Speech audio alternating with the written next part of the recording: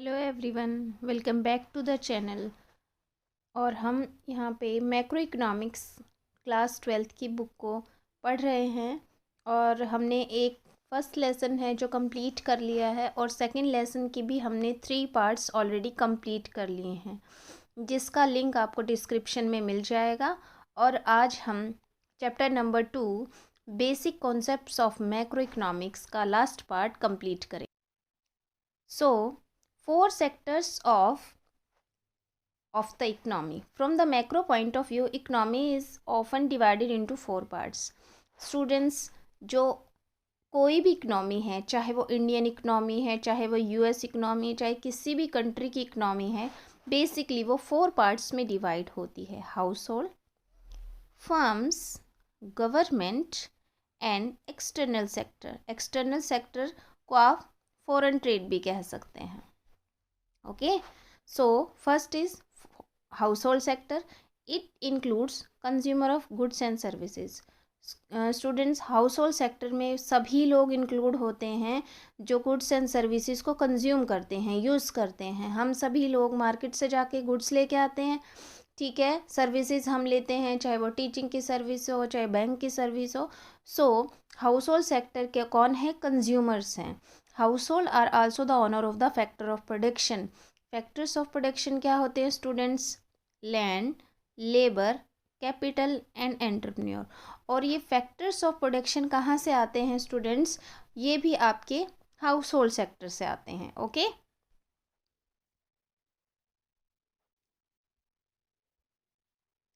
second point is producer sector. It includes all producing units in the economy. Students, producer sector क्या कौन होते हैं? उसमें firms होती हैं, इंडस्ट्रीज़ होती हैं, जिससे क्या होता है कि जो भी प्रोडक्शन किया जाता है गुड्स एंड सर्विसेज का, वो प्रोड्यूसर सेक्टर के अंदर इंक्लूड होता है। और प्रोडक्शन किस लिए होता है? प्रॉफिट मोटिव के लिए। और प्रोडक्शन में क्या होता है स्टूडेंट्स? फैक्टर्स ऑफ प्रोडक्शन आपके land, labour, capital and entrepreneur, ये सब मिलके प्रोडक्शंस करते हैं। Second is government sector. Government sector में क्या इंक्लूड होता है स्टूडेंट्स?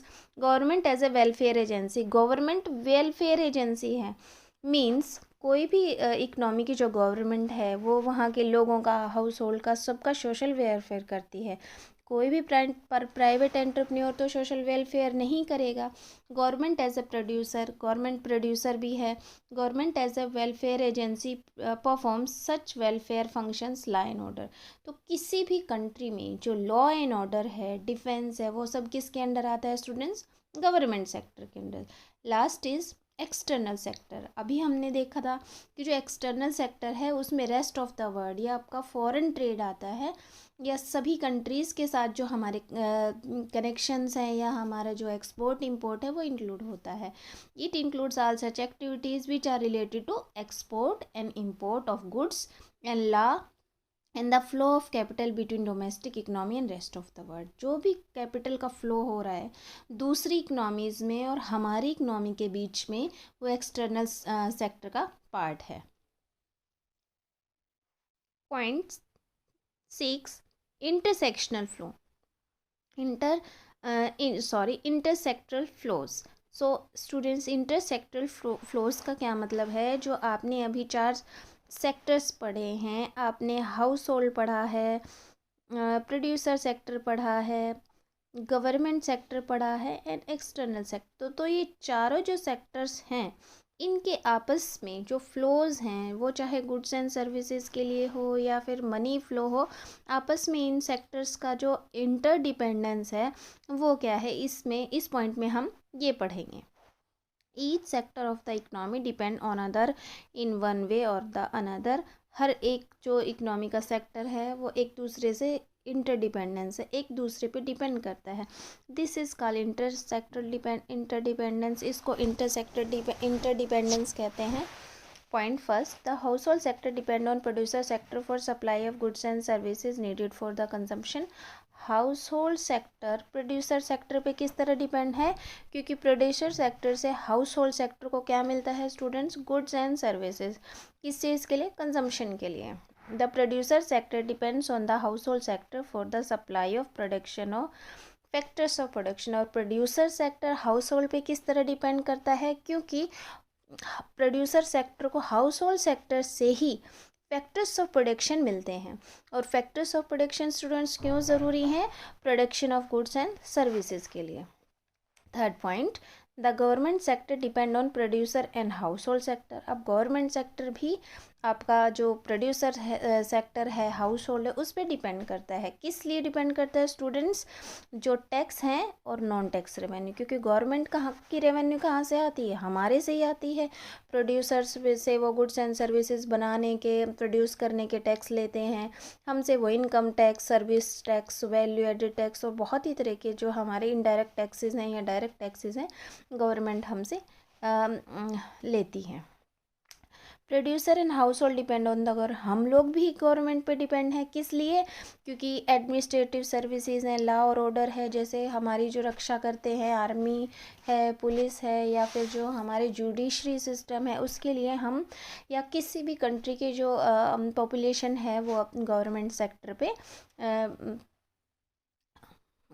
सेक्टर पे डिपेंड करती है। इंटरसेक्टर इंटरडिपेंडेंस लीड टू इंटरसेक्टर फ्लो। अब ये जो सेक्टर्स हैं आपके, ये चारों सेक्टर जब एक दूसरे से इंटरडिपेंडेंस है, मतलब एक दूसरे की डिपेंडेंस है इन पे, तो इनके बीच में जो इंटरसेक्टर फ्लोज होते हैं, गुड्स का, सर्विसेज का या फिर मनी का, उनके बारे में हम पढ़ेंगे। किस तरह के फ्लोज होते हैं, या तो ये गुड्स एंड सर्विसेज के फॉर्म में होते हैं, तो गुड्स एंड सर्विसेज के फॉर्म में जो होते हैं उनको रियल फ्लो बोलते हैं, और जो मनी के फॉर्म में होते हैं उनको स्टूडेंट्स मनी फ्लो बोलते हैं। तो अभी हम इनको डिटेल में पढ़ेंगे। Real flows,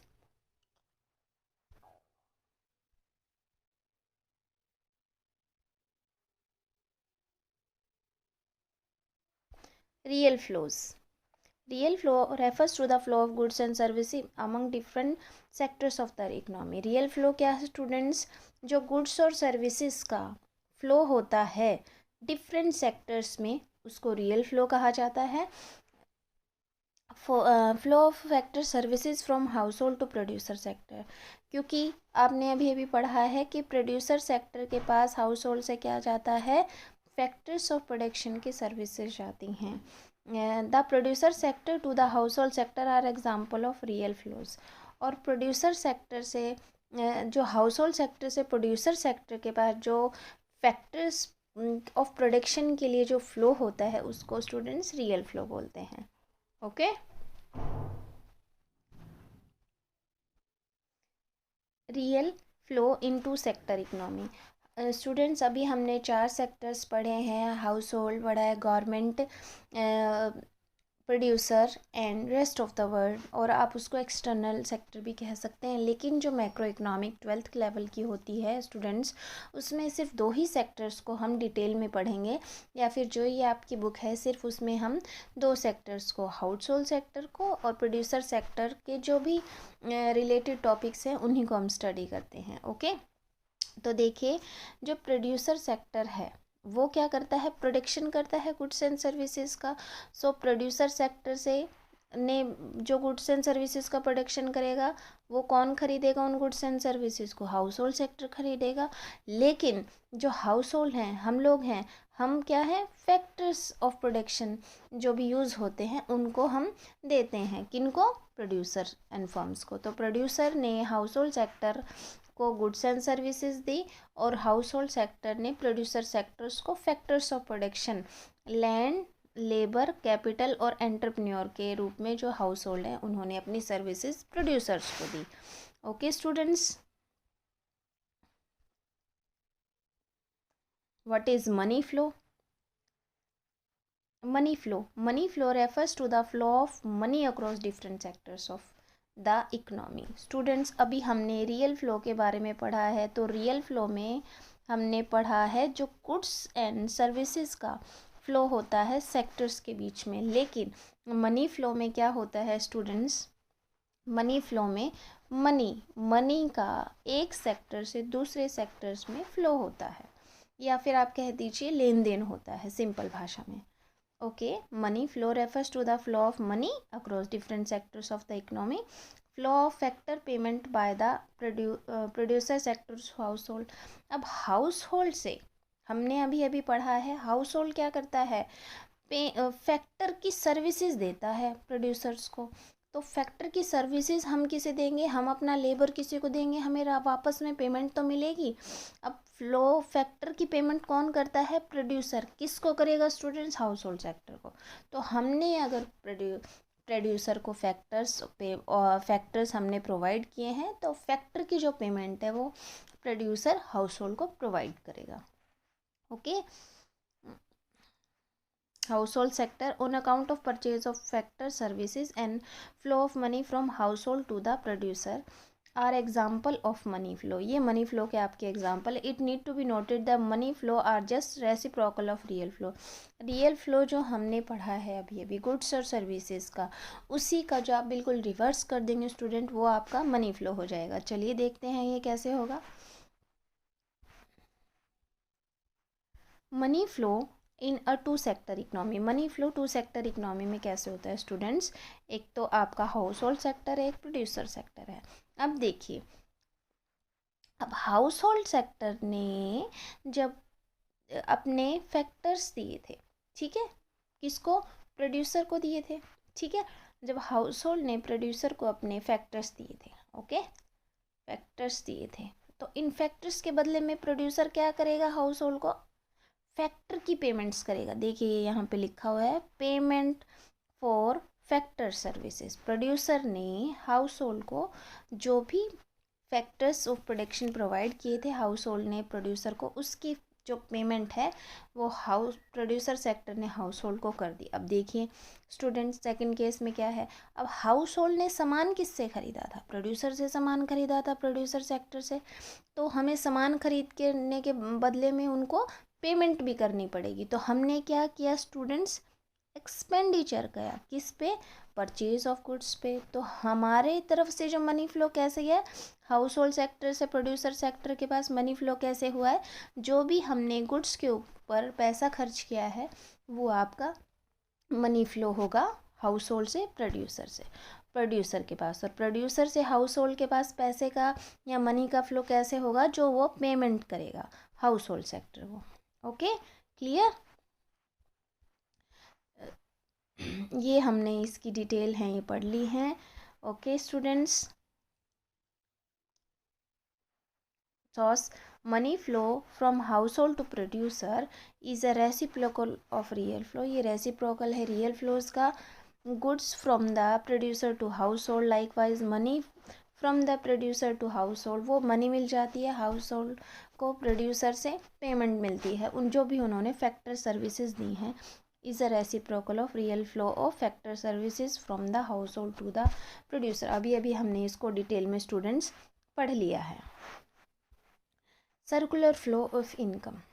what is circular flow of income, जब इनकम का फ्लो होता है इकनॉमी में तो उसको हम सर्कुलर फ्लो ऑफ इनकम कहते हैं। और ये जो फ्लो होता है स्टूडेंट्स, ये रुकता नहीं है, ये फ्लो कंटिन्यूसली चलता रहता है हमेशा, एक एक्टिविटी से दूसरी एक्टिविटी में, उसको हम सर्कुलर फ्लो ऑफ इनकम बोलते हैं। चलिए इसे डिटेल में पढ़ते हैं। Circular flow of income in every economy, हर किसी इकनॉमी में तीन टाइप की स्टूडेंट्स एक्टिविटी होती हैं। फर्स्ट एक्टिविटी होती है प्रोडक्शन की। प्रोडक्शन किसी भी इकनॉमी में होता है, इंडियन इकनॉमी चाहे वो दुनिया का कोई भी देश हो, तो गुड्स एंड सर्विसेज का तो ज़रूर बनाएगा, क्योंकि हर किसी कंट्री के लोगों को गुड्स और सर्विसेज की तो ज़रूरत पड़ती है। सेकेंड है जनरेशन ऑफ इनकम। अब इनकम भी जनरेट हो गया भाई, प्रोडक्शन होगा तो प्रोड्यूसर्स के पास इनकम भी तो आएगी। जनरेशन ऑफ इनकम होगा कैसे, wages, interest, rent and profit. अब wages, interest, rent and profit students, जैसे लेबर होता है तो उसे क्या मिलेंगे, वेजेस मिलेंगे, ओके। और लैंड होती है उसे क्या मिलेगा स्टूडेंट्स, इंटरेस्ट। लैंड को मिलेगा, सॉरी, लेबर को मिलेंगे वेजिस, लैंड को मिलेगा रेंट, कैपिटल को मिलेगा इंटरेस्ट और एंटरप्रेन्योर को मिलेंगे प्रॉफिट्स। तो ये फैक्टर्स जो प्रोडक्शन है आपके चार, ये इनकी फैक्टर पेमेंट्स हैं students. Okay, so the third term is expenditure. भाई हमें जो भी गुड्स सर्विसेज परचेज करनी है या सामान खरीदने के लिए पैसे तो खर्च करने पड़ेंगे। तो ये जो तीन आपके चीज़ें हैं, production, generation of income and expenditure, ये हमेशा सर्कुलर फ्लो में, मतलब ये हमेशा चलता रहता है। प्रोडक्शन, ये आपका इनकम जनरेशन, और यहाँ पे आपका एक्सपेंडिचर, ये तीन एक्टिविटीज़ किसी भी इकोनॉमी में हमेशा चलती रहती हैं। Okay, in fact these activities are the life line of economy. किसी भी इकनॉमी को स्मूथली वर्क करने के लिए तीनों एक्टिविटीज़ का होना या चलना बहुत ज़रूरी है। It is difficult to trace the beginning of this act. इसमें से कौन सी एक्टिविटी पहले की गई है, मीन्स प्रोडक्शन पहले किया गया है या एक्सपेंडिचर पहले किया गया है, इसको प्रेडिक्ट करना तो स्टूडेंट्स बहुत मुश्किल है। But production, income and expenditure are flow variable. Students ये हमेशा आप ध्यान रखना, इस पॉइंट को आप नोट कर लीजिए। चाहे जो प्रोडक्शन और इनकम और आपका एक्सपेंडिचर है, ये फ्लो वेरिएबल हैं। There have been an existence like a circle without beginning and end. ये सर्कल की तरह किसी भी इकनॉमी में काम करता है जिसका कोई भी बिगिनिंग और एंड नहीं है। ओके, तो ये सर्कुलर फ्लो ऑफ इनकम का मीन्स क्या है? Circularity of flow of production, income and expenditure. जो भी इनकम, एक्सपेंडिचर और इसका फ्लो चलता रहता है किसी भी इकोनॉमी में। ओके, ये सभी को हो गया है clear? Okay, three faces of circular flow. अब स्टूडेंट्स 3 फेसेस हैं सर्कुलर फ्लो के, चलिए इसको रीड करते हैं। First is production of goods and services. किसी भी इकोनॉमी में गुड्स और सर्विसेज का प्रोडक्शन निरंतर ज़रूर होता है। सेकंड, जब गुड्स एंड सर्विसेज का प्रोडक्शन होगा तो उससे इनकम जनरेट होगी। जब लोगों के पास इनकम आएगी तो वो पैसे खर्च करेंगे या एक्सपेंडिचर होगा। ओके, तो ये 3 फेज हैं आपके सर्कुलर फ्लो ऑफ इनकम के।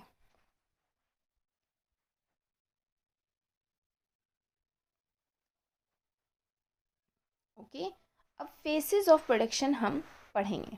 सबसे पहले आपने जो ये सर्कुलर फ्लो देखा है, इसमें आपने 3 प्रोडक्शन, इनकम जनरेशन और एक्सपेंडिचर को देखा है। अब हम तीनों इन एक्टिविटीज़ को डिटेल में स्टडी करेंगे। First is phase of production.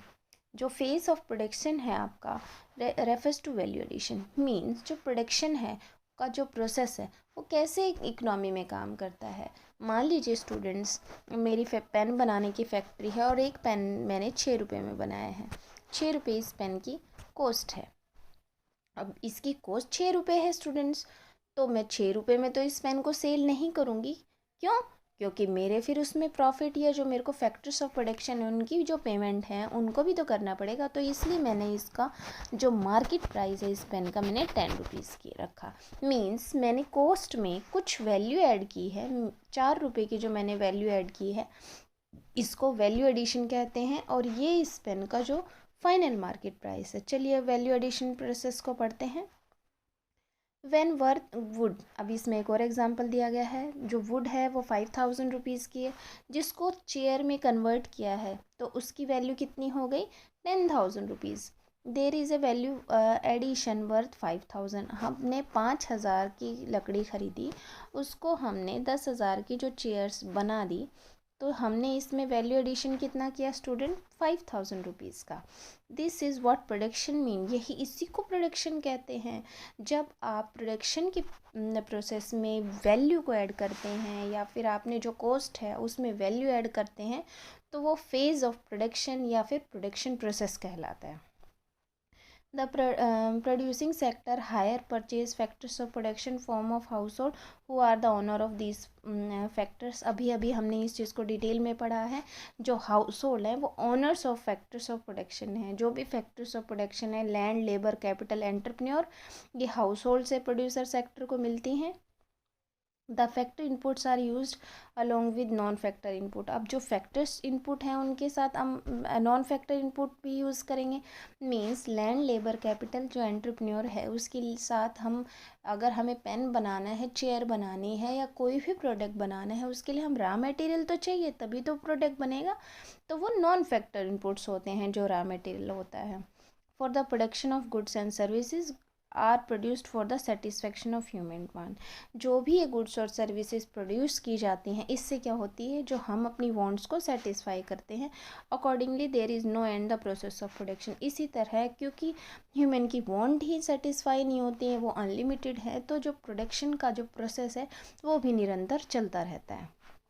Phase of income generation, जो इनकम जनरेशन है स्टूडेंट्स, उसका फेज़ को हम अभी पढ़ते हैं। Phase of income generation is also called phase of distribution. Phase of distribution भी इसे कहा जाता है। For rendering their factor service to producer. अब हाउस होल्ड ने अपनी फैक्टर सर्विसेज तो दे दी प्रोड्यूसर को, तो उससे क्या होगा स्टूडेंट्स, इनकम जनरेट होगी, क्योंकि प्रोड्यूसर क्या करेगा, उनको पेमेंट करेगा। लैंड को क्या मिलेगा स्टूडेंट, अभी अभी हमने पढ़ा था, रेंट मिलेगा। अगर मैं अपनी जो ज़मीन है किसी को किराए पे दूंगी प्रोडक्शन करने के लिए, तो मुझे रेंट मिलेगा। अगर मेरे पास कैपिटल है स्टूडेंट, तो फिर मुझे उसके लिए इंटरेस्ट, अगर मैं अपने पैसे किसी को उधार देती हूँ या अपने पैसे प्रोडक्शन प्रोसेस में लगाती हूँ, तो मुझे इंटरेस्ट मिलेगा कैपिटल देने की बजाय में। और जो एंटरप्रेन्योर है उसको स्टूडेंट्स मिलेगी प्रॉफिट्स मिलेंगे। ओके, तो ये आपके फैक्टर्स ऑफ प्रोडक्शन ने जो अपनी सर्विसेज दी, जिसके बदले में उनको क्या मिले हैं, factor payments. From the viewpoint of household these are factor income. और अगर हम ये देखें, जो भी हमने अपने फैक्टर सर्विसेज दी हैं उनके बदले में हमें क्या मिली है, इनकम मिलेगी, तो इसको बोलते हैं इनकम जनरेशन। ये सेकेंड फेज है सर्कुलर फ्लो का। There is a generation of income as a consequence of production of goods and services in phase now value addition is converted into factor income। जो हमने production के phase में value addition किया, क्या किया, goods and services purchase की, तो जो जिन फैक्टर्स ने गुड्स सर्विस परचेज की उन्होंने क्या कर दिया, उनको उससे क्या मिली स्टूडेंट्स, फैक्टर इनकम मिली है। तो सेकंड फेज का जो क्या आपने सीखा कि जो भी आपने फैक्टर्स दिए हैं प्रोडक्शन करने के लिए, उसके बदले में हाउस होल्ड्स को क्या मिलती है, फैक्टर इनकम मिलती है। Phase of disposition and expenditure. Students, अब एक्सपेंडिचर के फेज़ को हम पढ़ेंगे।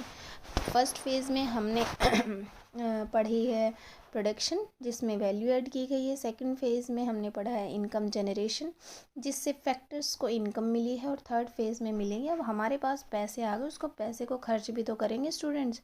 अब जैसे पापा की सैलरी आती है या हमारे पास इनकम आती है, जैसे हम लोग कहीं काम करते हैं, किसी कंपनी में काम करते हैं, किसी भी तरह की जो अगर हम सर्विसेज प्रोवाइड करते हैं, उनके बदले में जो हमें इनकम मिलेगी, तो पैसे आएंगे, तो एक्सपेंडिचर होगा ही।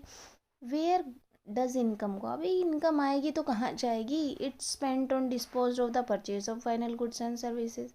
अब हम उससे क्या कर सकते हैं, इनकम से हम गुड्स और सर्विसेज को खरीद सकते हैं।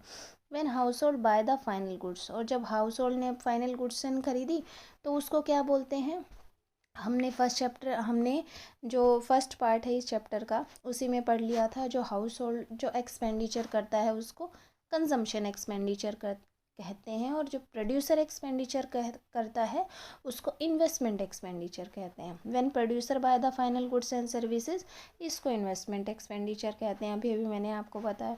There is a disposition of income as a consequence generation of income. अब सेकेंड फेज में क्या हुआ स्टूडेंट्स, इनकम आई हमारे पास।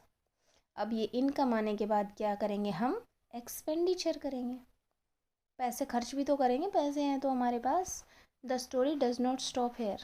Consumption in expenditure, investment expenditure generate demand for goods and services in the economy. अब हमारे पास जब इनकम आएगी तो हम क्या करेंगे, गुड्स एंड सर्विसेज की डिमांड करेंगे, ठीक है। और फिर अगर हमने गुड्स और सर्विसेज की डिमांड की, तो फिर क्या होगा, फिर डिमांड होगी तो प्रोडक्शन होगा। तो इसी तरह जो ये सर्कल है, पहले आपने प्रोडक्शन किया, प्रोडक्शन करने से आपके पास इनकम आई, इनकम आने से आपने एक्सपेंडिचर किया, एक्सपेंडिचर करोगे तो फिर डिमांड बढ़ेगी, डिमांड अगर बढ़ेगी तो प्रोडक्शन होगा स्टूडेंट्स। तो ये जो सर्कुलर फ्लो ऑफ इनकम है किसी भी इकनॉमी में चलता रहता है। The again cause production of goods and services and consequently generation of income, thus there is a non-stop flow of production of goods and services and generation of income. तो ये जो नॉन स्टॉप फ्लो है वो चलता रहता है। Considering the three phase together, अगर हम तीनों फेसेस को अगर हम एक साथ देखते हैं तो we find that there is a two sector economy. तो टू सेक्टर इकोनॉमी है, तो production is identical to income generated and income is generated to is equal to और आइडेंटिकल एक्सपेंडिचर। स्टूडेंट्स, इसको हम ऐसे समझ सकते हैं कि मान लीजिए कि 10 करोड़ का अगर प्रोडक्शन हुआ है तो वो बराबर है इनकम जनरेशन। तो इनकम भी कितनी जनरेट होगी स्टूडेंट? 10 करोड़ की। दोबारा लिखते हैं, 10 करोड़ का प्रोडक्शन है, 10 करोड़ की ही इनकम लोगों की जनरेट हुई है। जब इनकम 10 करोड़ की जनरेट हुई है तो एक्सपेंडिचर भी अब स्टूडेंट्स 10 करोड़ का ही होगा। मीन्स इसमें सेविंग का कोई रोल नहीं है। जितना प्रोडक्शन जितना प्रोडक्शन होगा उतनी ही इनकम जनरेट होगी और उतना ही एक्सपेंडिचर होगा। चलिए इसे आगे देखते हैं डायग्राम के through. Circular flow model in two sector economy. Circular flow two sector economy में कैसे होता है? दो टाइप के फ्लोज आप पढ़ चुके हैं, मनी फ्लो पढ़ चुके हैं और रियल फ्लो पढ़ चुके हैं।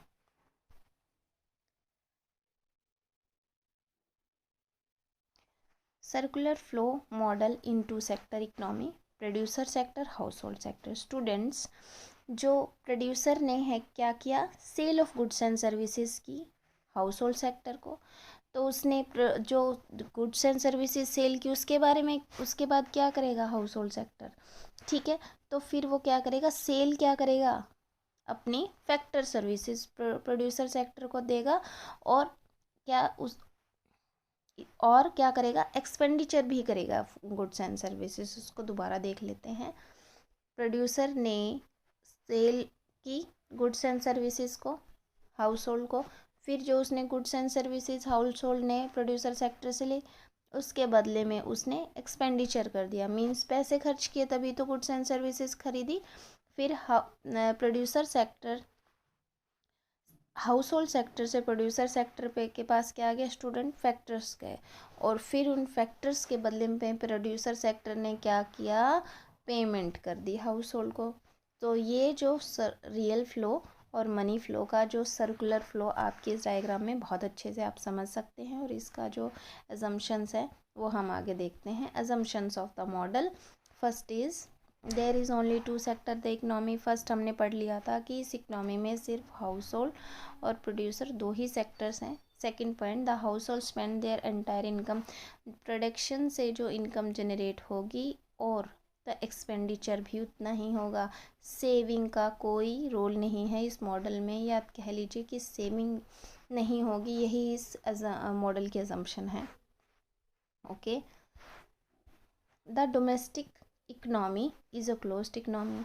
मतलब कि हम दो ही सेक्टर के बारे में पढ़ रहे हैं। एक तो हमने हाउस होल्ड के बारे में पढ़ा और एक प्रोड्यूसर के बारे में पढ़ा। एक्सटर्नल सेक्टर की इस मॉडल में कोई बात नहीं की गई है, तो ये क्लोज्ड इकनॉमी है। और यहाँ पे स्टूडेंट सिर्फ हमने दो ही सेक्टर के बारे में पढ़ा है, गवर्नमेंट के बारे में भी नहीं पढ़ा। तो यहाँ पे जो गवर्नमेंट है वो भी डोमेस्टिक इकनॉमी में, उसका भी कोई रोल नहीं है। तो ऑब्जर्वेशन क्या हुई इस मॉडल की वो भी हम एक बार देख लेते हैं। Observation, first, factor payment by firms is equal to value addition by the firm. So value addition is converted into factor income. जितनी भी हम वैल्यू एडिट करते हैं तो उसकी वजह से क्या होता है स्टूडेंट? फैक्टर इनकम होती है। कि जो फैक्टर्स ऑफ प्रोडक्शन हैं उन्होंने प्रोडक्शन किया, जिसके बदले में उनको क्या मिली स्टूडेंट्स? फैक्टर इनकम रिसीव हुई। सेकंड फेज में क्या हो गया? Total production of goods and services by firm. जितना भी टोटल प्रोडक्शन होगा वो टोटल एक्सपेंडिचर के इक्वल होगा। अब भी इस मॉडल की हमने क्या पढ़ा है? प्रोडक्शन जितना होगा वो आइडेंटिकल है आपकी इनकम के, और income is identical to expenditure. Total production आपका इक्वल है एक टोटल एक्सपेंडिचर के। Okay, and third is value addition is identical to income generated, and income generated is identical to expenditure on goods and services. Hence the triple identity, और ये हमारी triple identity है इस model की। Money flows are just the monetary expression of real flow. जो भी real flow होता है उसके बदले में स्टूडेंट्स इनकम तो मिलेगी, फैक्टर्स को भी इनकम मिलती है, और अगर हम गुड्स एंड सर्विसेज खरीदते हैं तो उसके बदले में भी पेमेंट करते हैं। One can observe from the circular flow model that value added is converted into income. जो भी वैल्यू एडिशन किया जाता है स्टूडेंट्स, उनसे इनकम जनरेट होती है, और इनकम जनरेशन ही किस में कन्वर्ट हो जाता है, एक्सपेंडिचर में कन्वर्ट हो जाता है। This is the conversion process, इसको हम कन्वर्जन प्रोसेस भी कह सकते हैं, जो कि हमेशा सर्कुलैरिटी में चलता रहता है। तो स्टूडेंट्स, हमने अब ये सर्कुलर मॉडल पढ़ा है। अब हम इसकी सिग्निफिकेंस देख लेते हैं कि जो इसकी सिग्निफिकेंस है वो क्या है। First, estimation of national income. हम इस मॉडल के वजह से कैसे एस्टिमेशन ऑफ नेशनल इनकम कर सकते हैं। स्टूडेंट्स, आप नेक्स्ट चैप्टर में पढ़ेंगे जो नेशनल इनकम है उसको 3 मेथड से एस्टिमेट किया जाता है। सबसे पहले तो लोगों की जो टोटल इनकम है वो कितनी है, फिर टोटल प्रोडक्शन कितना हुआ है गुड्स एंड सर्विसेज का, और फिर टोटल एक्सपेंडिचर कितना होगा। इन 3 मेथड से हम नेशनल इनकम को मेज़र कर सकते हैं, और ये 3 ही हमने मेथड अभी पढ़े हैं। सर्कुलर मॉडल में 3 ही तो है, एक तो प्रोडक्शन है, फिर एक इनकम जनरेशन है, और एक एक्सपेंडिचर है। तो first is circular flow model facilitate the estimation of national income. National income क्या है, सम है फैक्टर इनकम का। फर्स्ट पॉइंट में क्या है कि जो जितनी भी इनकम अर्न होगी अगर उसको आप जोड़ देते हैं वो नेशनल इनकम के बराबर हो जाती है। फॉलोइंग फ्रॉम प्रोड्यूसर, अगर प्रोड्यूसर के पॉइंट ऑफ व्यू से देखें, it from producer to household of economy. Producers जो हाउस होल्ड को पैसा देते हैं, अगर उसको आप टोटल कर दोगे तो नेशनल इनकम के बराबर हो जाएगा। It may be defined as market value of goods and services. आपने जितनी भी गुड्स और सर्विसेज प्रोड्यूस की थी, 10 करोड़ की थी ना हमने गुड्स एंड सर्विसेज प्रोड्यूस अभी कुछ देर पहले, तो वो क्या है, अगर उनको भी आप जोड़ दिया जाएगा तो वो भी आपकी NY नेशनल इनकम के बराबर हो जाएगा। Further it may be defined as sum of total expenditure. अब टोटल एक्सपेंडिचर हमने कितना किया था स्टूडेंट, 10 करोड़ का ही किया था, तो अगर आप इसको भी टोटल निकाल देते हो तो ये भी आपके नेशनल इनकम के बराबर हो जाएगा। Second point, knowledge of inter sectoral interdependence. इस मॉडल से हमें क्या पता चलता है, जो आपका प्रोड्यूसर है और ये इनकम किसके पास आई, हाउस होल्ड के पास आई, फिर ये हाउस होल्ड ने कर दिया एक्सपेंडिचर। तो ये जो सर्कुलर फ्लो है ये आपका किसी भी इकनॉमी में चलता रहता है, और ये तीनों जो सेक्टर्स हैं ये तीनों ही एक दूसरे से किस तरह से एक इंटरडिपेंडेंस है, एक दूसरे से कैसे डिपेंड है ये मनी के लिए या रियल फ्लो के लिए, ये इस मॉडल से हमें पता चलता है। इस circular flow model help understand interdependence among different sectors of the economy. We learn how consumers are dependent on producer vice versa. किस तरह कंज्यूमर प्रोड्यूसर्स पे डिपेंड है और किस तरह प्रोड्यूसर्स कंज्यूमर्स पे डिपेंड हैं, ये मॉडल में हम अच्छी तरह समझ चुके हैं। और आज आपका जो ये चैप्टर है, chapter number 2, basic concepts of economy, आज हमने ख़त्म कर लिया है स्टूडेंट्स। आई होप आप सबको समझ में आया होगा। Thank you so much. Please like and subscribe.